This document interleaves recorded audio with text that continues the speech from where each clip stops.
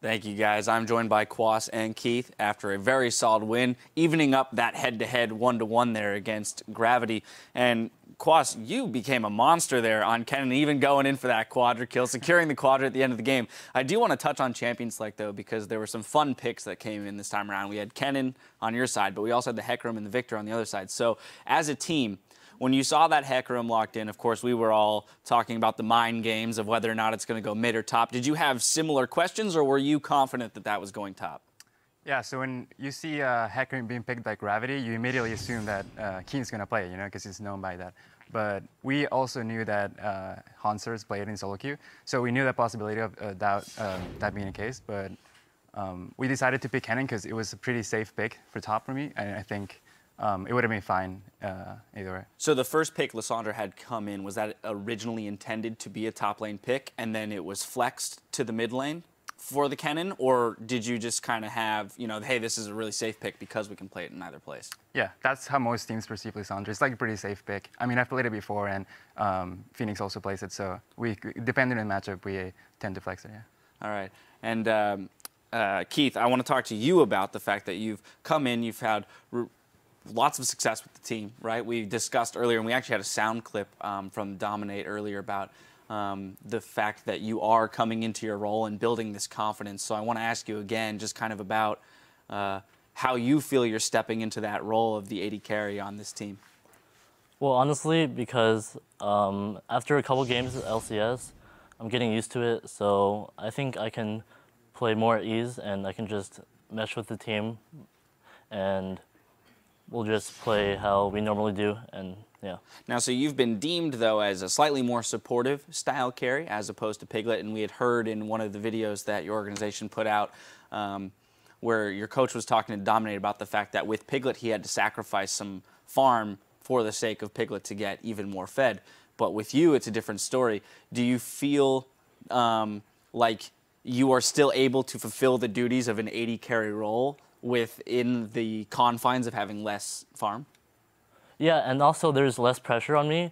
I can rely on my team to carry me. Like this game, I honestly didn't do anything except farm and shoot some rockets and win the game. Right, so it's nice to know that you guys have the threats across the map, and that's where I'm going to return to you, Quas, because with that Kennen, we saw you go for that early Rylai's. Was that specifically in reaction to the Hecarim and needing to avoid some kind of burst potential? I think it's pretty good into the team comp. I think just being a little bit tankier was really beneficial, because if I rushed like an Hourglass, I would have gotten bursted down by the Victor really easily. So I think it was just a safer pickup to rush in that game. And there was also a lot of focus into the top lane, of course, from the get-go, given that we're seeing Hecarims take that Ignite and no flash in the top lane. So was that, as soon as the Hecarim was locked in, we're like, we know where we're going with our first gank, we're going to go top lane, we're going to get the ball rolling?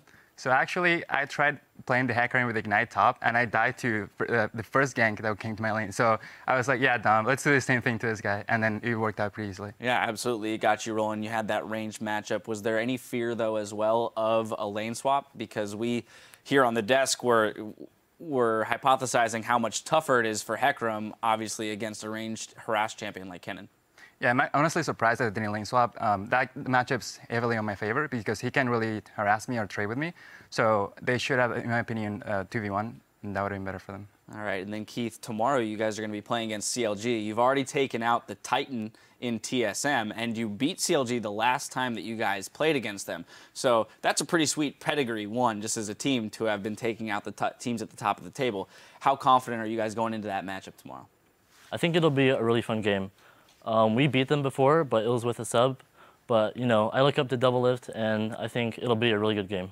Yeah, do you think you're going to match up pretty fairly against that bot lane? You're going to give them a run for your money? Yeah. All right, I like to hear that. Well, congratulations again on the win, guys, because that does move you into that 4th place position. Great. So rightfully deserved, of course. Well, we're going to flash away while Team Solo Mid and Team Dignitas load in for our next match. Don't go anywhere. The Spring Split action continues shortly.